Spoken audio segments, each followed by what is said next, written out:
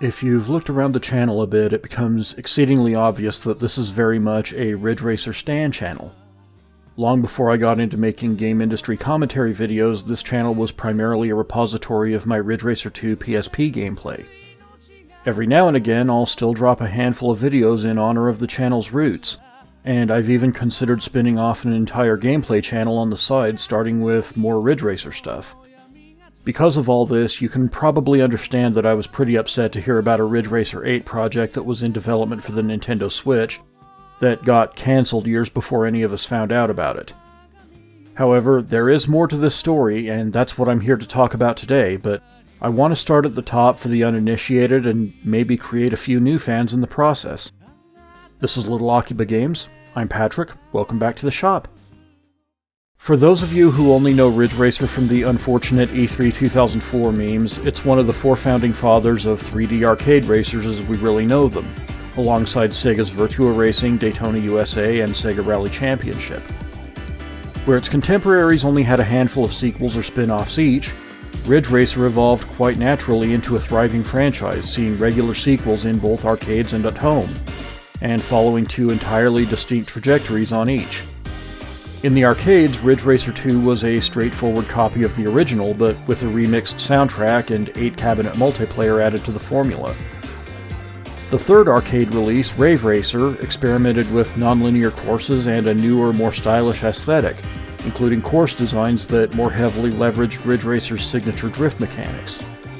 Over on the PlayStation side, we got Ridge Racer Revolution in place of Ridge Racer 2, which replaced the now familiar setting of Ridge City with a new beachside locale that featured 3 routes instead of just 2. This was followed up by a pair of extremely experimental installments, the first of which was Rage Racer, which introduced some of the most vertically inclined courses yet to the franchise, and played around with some career mode elements that were starting to appear in other racing games around this time. It was the fourth PlayStation installment, however, that really struck gold for Namco. R4, Ridge Racer Type 4, was a concerted effort to advance the series on every front. Namco was just about to start development on its first PS2 games, and they clearly set out to make a statement going in. For the time, the game was positively heaping with content, with 5 locales compared to the previous game's 1 each. 3 of those areas had variant versions, bringing the course total up to 8. The game's Grand Prix mode had you join one of 4 racing teams that stood in for the difficulty settings. From there, you would go through a unique story, visual novel style, with the usual dialogue options being replaced by race results that would determine the outcome of the plot. It was as if they bottled and sold us pure replay value because the story routes you unlocked also determined the prize cars you would obtain for each path. Seeing and getting everything involved months of hard work and turned you into a genuinely great player over that time. It was also a technical marvel, as Namco developers went to great lengths to squeeze every bit of power possible out of the aging PlayStation to make R4 look as close to a PS2 game as possible. And they showed their work. Included in the box was a bonus disc containing a 60 FPS version of the original Ridge Racer resulting from their research. To this day, R4 is widely regarded as the high point of that first era of the franchise, and some people will still call it their favorite. In 2000, on the PlayStation 2 launch, the 2 branches of the franchise would finally meet again with Ridge Racer 5, with the arcade version getting the subtitle Arcade Battle. Although Ridge Racer 5 was slightly divisive for walking back a lot of the elements people loved about R4, like the wide variety of courses and the visual novel elements that fleshed out the setting considerably, the return to Ridge City for the first time in years provided us with some of the most iconic sights and sounds of the PlayStation 2 launch, and although we didn't know it yet at the time, would close the book on what we now know as the first era of Ridge Racer. Where R4 spread its action out across 8 courses at 5 locations, the entirety of Ridge Racer 5 took place within the confines of Ridge City, often taking you down streets that you only saw in passing the first time around. With traffic all throughout adjacent roads over the course of a race, Ridge City has never felt more vibrant and alive before, and many would argue since. From here, the series went into an uncharacteristic and unprecedented lull until 2005 and the launch of the PlayStation Portable. The game that accompanied the system on launch day was simply titled Ridge Racer, or Ridge Racers in Japan, and served as a soft reboot at the time, reimagining the series with what were then modern sensibilities like a more defined drift mechanic and the addition of nitrous boosting, and built upon a collection of courses from the PlayStation years. The next year, a sequel would land on the PSP everywhere but North America, extending that content selection across the entirety of the PlayStation years. Incidentally, this is the game now available in North America on PS4 and PS5 digitally as Ridge Racer 2, and I give it my highest recommendation. While these two PSP titles would not themselves mark the beginning of a new era for the franchise, they would serve as connective tissue of sorts between the two, as the shift in gameplay would accompany an entirely new set of courses that made up the foundation of the second decade of Ridge Racer. Following now established Ridge Racer tradition of showing up for launches, every game in the second decade of mainline Ridge Racer would be on its respective platform's launch lineup.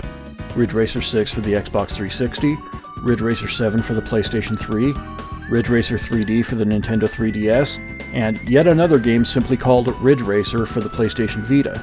These games gradually fleshed out the nitrous system introduced in the PSP launch game, and eventually turned it into a full customization system that allowed players to design builds that played to their specific strengths.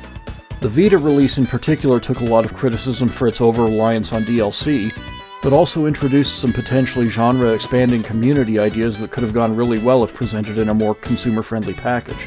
I really hope they revisit those ideas someday. From there, things kind of tapered off. There were some misguided experiments like Ridge Racer Unbounded and Driftopia, outsourced to Bugbear and building around a much more Western flavor of action racing, as well as Draw and Drift, which completely reimagined the series as a touchscreen concept.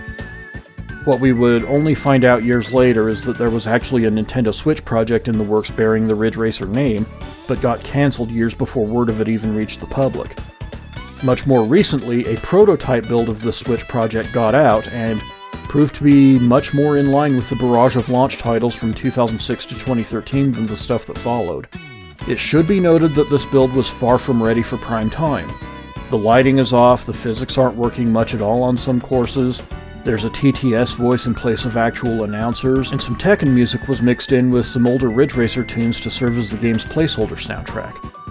Honestly, friends, we don't usually see prototype builds in this rough a shape unless it says Sonic the Hedgehog on the title screen. There is unfortunately no telling how much further along the game made it in development from the time of the leaked build before it was cancelled, but even in the shape we see it in, it's hard to make the case that it wouldn't have been worth finishing. I for one would jump at the chance to support proper mainline Ridge Racer again, and maybe get the chance to drive on new courses seen here like East Side Pre, which looks like an incredibly fun track. If only there was some kind of list of games that could serve as an effective vehicle to make our gaming dreams come true. When discussing the innate trustworthiness of PC digital distribution platforms over those of consoles recently, one of the features I made a point of emphasizing was GOG's Dreamlist initiative. The Dreamlist gives you a simple upvoting method to advocate for games you want to see added to the service and preserved, which has already borne some impressive fruit. Critically, games added to GOG through the Dreamlist get further development work to make and keep them compatible. Whether or not that includes finishing unfinished games, well, there's only one way to find out, right? At least it let me add Ridge Racer 8 to be voted on, which takes me to the actual point of this video. Friends, I have no idea where the limits of the Dreamlist actually lie, but I have to imagine that if Ridge Racer 8 gets enough upvotes, then at the very least it would have to get enough of CD Projekt's and Bandai Namco's attention to get a conversation started about the leaked prototype and what it would take to get the game across the finish line in some capacity or another. Those of you in here who are arcade racing fans, I absolutely invite you to head on over to GOG and let's hopefully find out together. I started the hashtag DreamlistRR8 for those of you who want to really spread the word about it. It should be a fun experiment if nothing else. That's all for now. If you like this video, then as always, please be sure to like, comment, share, and subscribe.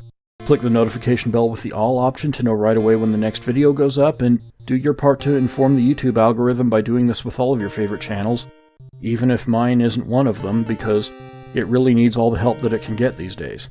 I hope to see you back here next time at Little Akiba Games.